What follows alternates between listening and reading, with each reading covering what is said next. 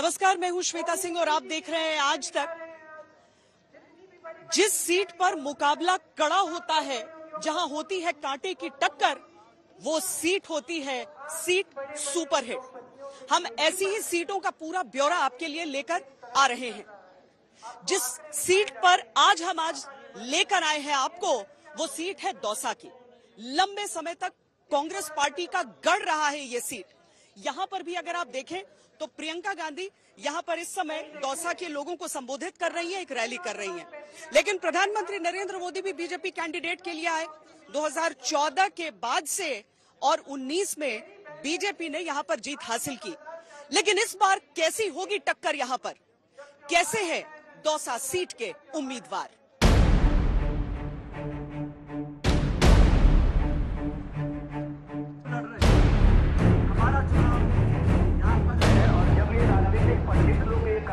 देवनगरी के नाम से मशहूर दौसा को राजेश पायलट ने लंबे वक्त तक कांग्रेस के खाते में रखा। लेकिन साल 2009 में किरोड़ी लाल मीणा ने कांग्रेस के वर्चस्व को तोड़ा और अब इस सीट से बीजेपी हैट्रिक बनाने के लिए जोर लगा रही है।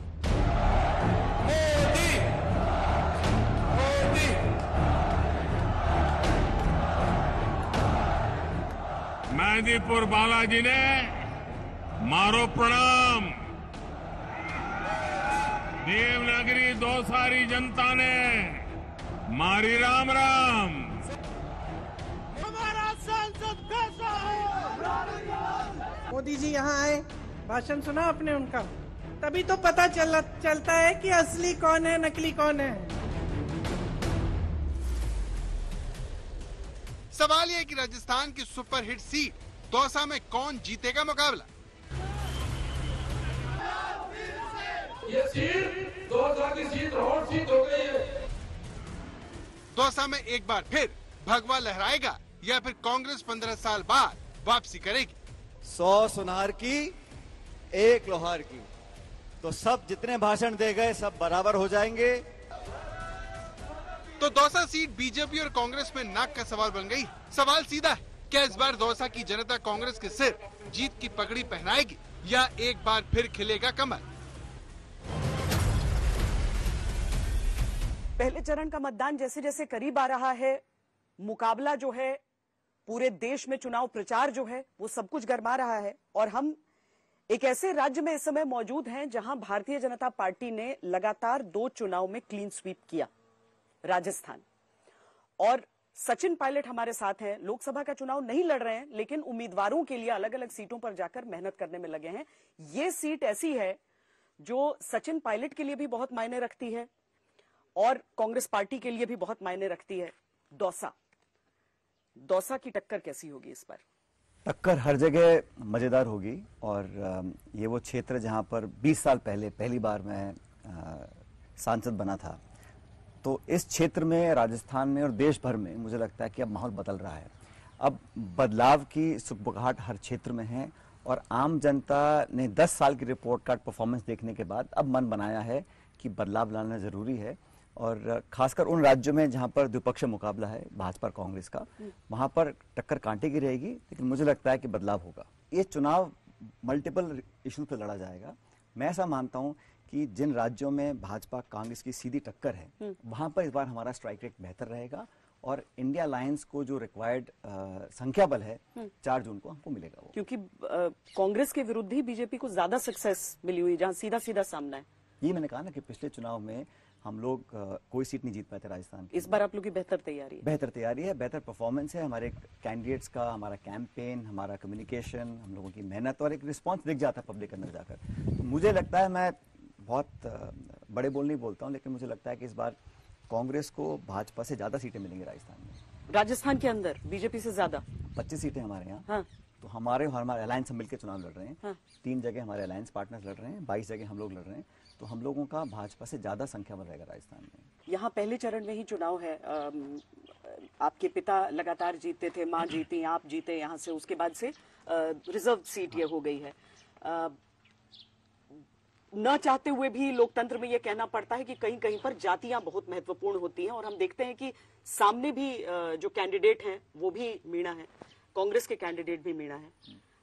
ये जो टक्कर होगी, जातियों का जो वोट है वो बटेगा।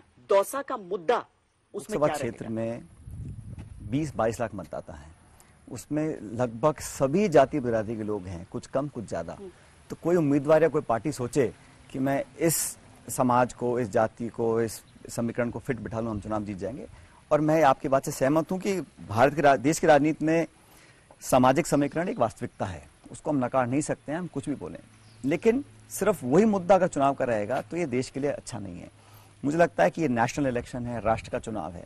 तो दौसा में कितना कौन से समाज की संख्या है वो एक गणित हो सकता है, लेकिन मूलतः ये चुनाव नेशनल इलेक्शन है। ये एजेंडा का चुनाव है कि देश में हम लोग किस प्रकार की सरकार चाहते हैं। अब तक 10 साल यूपी ने काम किया, 10 साल एनडीए की सरकार रही, हमने क्या खोया क्या पाया, पहली बात। और जहाँ तक दौसा की बात है, ये महत्वपूर्ण सीट है। जैसे मैंने कहा आपको, मैं यहाँ से सांसद रह चुका हूँ और भली भांति इस जिले को जानता हूँ। यहाँ पे बहुत सारे नेता प्रचार कर रहे हैं, अलग अलग दलों के, भाजपा के भी सब, जैसे आपने कहा बड़े बड़े नेता आए थे, आज हम भी प्रचार कर रहे हैं। अब कुछ ऐसे निर्णय होते हैं जिसको हमको स्वीकार करना पड़ता है।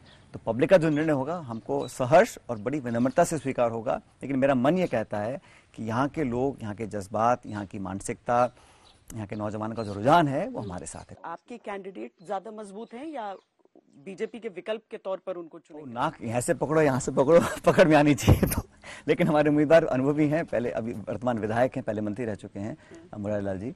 मैं बहुत लंबे समय से उनको जानता हूँ और उनकी एक पकड़ है क्षेत्र में।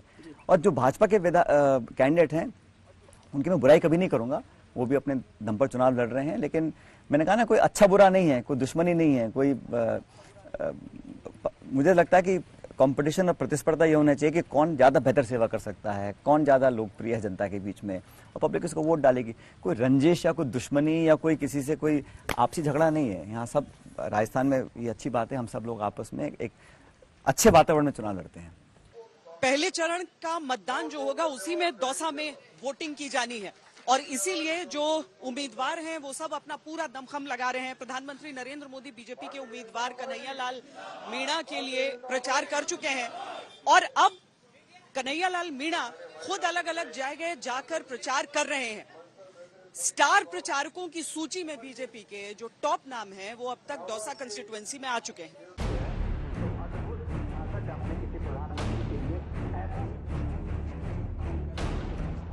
दौसा लोकसभा सीट पर भारतीय जनता पार्टी ने श्री कन्हैया लाल मीणा जी को अपना प्रत्याशी बना करके आपके बीच में भेजा है और इसीलिए पूरा मंच आपसे अपील करने के लिए आया है। बहनों और भाइयों, ये कठिन होता है किसी एक प्रत्याशी के लिए कि लोकसभा चुनाव के दौरान वह घर घर जा सके, बहुत कठिन होता है। गांव-गांव जाए ये भी बहुत कठिन होता है, क्योंकि राजस्थान में तो लोकसभा सीट बहुत दूर दूर बहुत फैला हुआ है, काफी विस्तृत है, 8 विधानसभा क्षेत्र का है। इसके लिए आप सभी को कन्हैया लाल मीणा बनना पड़ेगा और मोदी जी का प्रतिनिधि बनना पड़ेगा। तो कन्हैया लाल मीणा जी यहाँ पर उम्मीदवार हैं। दौसा की सीट में मुकाबला बहुत कठिन है क्योंकि प्रधानमंत्री, यूपी के मुख्यमंत्री सब आ रहे हैं, उधर प्रियंका गांधी आ रही हैं, सचिन पायलट ताकत झोंक रहे हैं। मुश्किल लगता है आपको यहाँ पर? देखिए, आप दौरा कर रहे हैं, आप यहाँ सबके बीच में खड़े हो। मुश्किल वाली बात भारतीय जनता पार्टी को कहीं नहीं है। भारतीय जनता पार्टी अपने स्तर पर, मैं तो एक निमित्त मात्र हूँ और भारतीय जनता पार्टी के यहाँ से जो ये जीत जो है सुनिश्चित है 100%। आपको लगता है 400 सीटों में योगदान आपका भी होने वाला है दौसा से? 400 पार में कन्हैयालाल जी होंगे, 400 में एक, और 400 पार करने में कन्हैयालाल जी की अहम भूमिका होगी। 2 साल लोकसभा की भी भागीदारी रहेगी उसमें। प्रधानमंत्री के आने से मतलब प्रचार में मदद?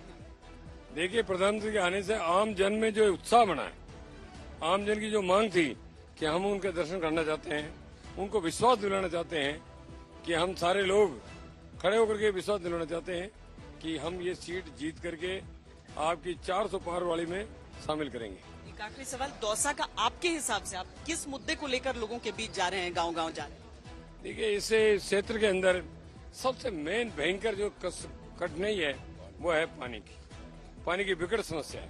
इस पानी की विकट समस्या को हल करने के लिए हम पूरा प्रयास करेंगे। वैसे तो सरकार ने कांग्रेस वालों ने 5 साल तक ईआरसीपी करते रहे, राजनीति करते रहे, 5 ईंट उन्होंने नहीं लगाई।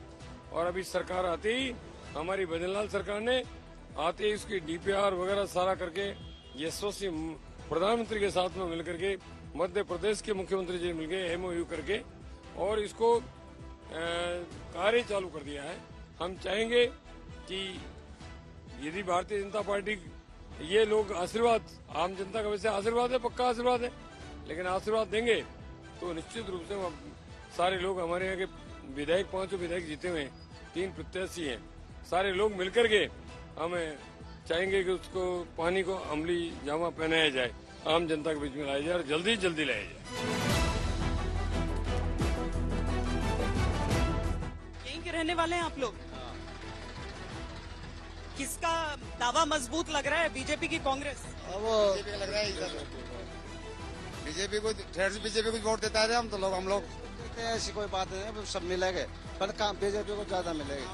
क्या किसका ज्यादा दावा मजबूत? कांग्रेस। किस आधार पर? सारी सुविधा कांग्रेस गवर्नमेंट अच्छी देती है। नेताओं की बातें तो होती है, लेकिन जनता की बात भी सबसे ज्यादा जरूरी है। कौन ज्यादा मजबूत है, किसने काम किया है? क्योंकि 5-5 साल में आप लोगों को एक्सपीरियंस रहता है, तो किसके काम से ज्यादा संतुष्ट रहते हैं आप? कांग्रेस पार्टी की। और केंद्र में भी कांग्रेस पार्टी? केंद्र में कांग्रेस पार्टी। आप बताइए। कांग्रेस के कांग्रेस किस बात पे सपोर्ट करते हैं? कांग्रेस ने हमारे यहाँ लाल सड़क खूब विकास किया है। कांग्रेस को देंगे हम तो वोट। कांग्रेस ने विकास किया बहुत सही है, कांग्रेस को देंगे पूरे। कांग्रेस को। कम से कम 1 लाख का चेक पड़ रहा है। मुरारी जीतेगा कम से कम 1 लाख से। यहाँ पर काम किस नेता ने ज्यादा किया? मोदी जी का ही काम। मोदी जी का रहता है। हाँ, क्या अच्छा लगता है? तो उन्होंने औरतों के लिए और सबके लिए बहुत अच्छा किया है। किसने अच्छा काम किया? बीजेपी ने किया है। कांग्रेस ने नहीं किया। कांग्रेस नहीं किया। बीजेपी का राज बढ़िया है। तो ये कैंडिडेट भी नए हैं, आप इनको जानते हैं? जानते हैं, बहुत पहला से बहुत जानकारी है हमारी इससे। पब्लिक की सबकी भावना में कन्या लाल ही भारा है। हाँ। किसने काम किया है? मोदी जी ने। मोदी जी का क्या काम अच्छा लगता है? काम अच्छा ये लगता है, अगर हम एक टाइम भूखे तो रह लेंगे, लेकिन देश की इज्जत को बढ़ाएंगे। तो मोदी जी ने देश की इज्जत को बढ़ाया है। सबसे बड़े देश की इज्जत को बढ़ाया उन्होंने। विकास तो किया ही है, पर पूरे विश्व में हिंदुस्तान का इज्जत बढ़ाई है। अपने कैंडिडेट को वोट देते हैं या पीएम का चेहरा देते हैं? पीएम का चेहरा नहीं, अपना कैंडिडेट भी ऐसा ही मजबूत है, और पीएम तो है ही। खैर पीएम मोदी जी के नाम पे तो वोट पड़ेंगे, इसमें कोई दो राय नहीं है। उस तरफ कह रहे हैं सब कि 1 लाख से हारेंगे कन्हैया लाल। कुछ भी कह दो, कुछ भी कह दो, एक सड़क के आर पार ऐसी। नहीं, ऐसा कुछ भी नहीं है। नहीं, कन्हैया लाल ही नहीं। गांव में प्रसिद्ध है, ढाणी में प्रसिद्ध है, कन्हैया लाल ही जीतेगा। जुड़वा सगे भाई हैं, वोट देते हो या कितने साल? देते हैं 24 साल दोनों के। 6 साल से वोटर के लिए वैलिड हमने जब से मतलब दोनों पार्टी के बारे में देखा ना, कांग्रेस और बीजेपी, शुरुआत से हमको चॉइस मतलब बीजेपी की है, किसी के दाव दबाव से नहीं, मनपसंद से है। जैसे विधानसभा में डूंगरपुर से रामविलास मीणा जीते थे, तो उनको समर्थन दिया था। अब जो लोग बोलते हैं ना कि देश को मोदी जी ने बेच दिया, ये कर दिया, वो कर दिया, जिस थाली में हम खाना खाते वो थाली भी अगर बिक गई ना, तब भी हम वोट बीजेपी में देंगे। जब तक मोदी जी है, वोट बीजेपी में देंगे। आपका भी यही विचार है? दोनों भाई बीजेपी में देते हैं। जुड़वा है और विचार भी जुड़ा है। दोनों भाई बीजेपी में देंगे, और शुरुआत से हमने बीजेपी में रहे हैं, आखिरी तक बीजेपी में रहेंगे। देखिए, नेताओं की बातें, नेताओं के वादे, नेताओं के भाषण एक तरफ, लेकिन जनता की बातों को सुनकर आप वोट का रुख और सीट जो सुपर हिट है उसके मुकाबले को समझ सकते हैं। कैमरा पर्सन सैयद मोहसिन के साथ अब मुझे दीजिए इजाजत। देश और दुनिया की बाकी खबरों के लिए आप देखते रहिए आज तक।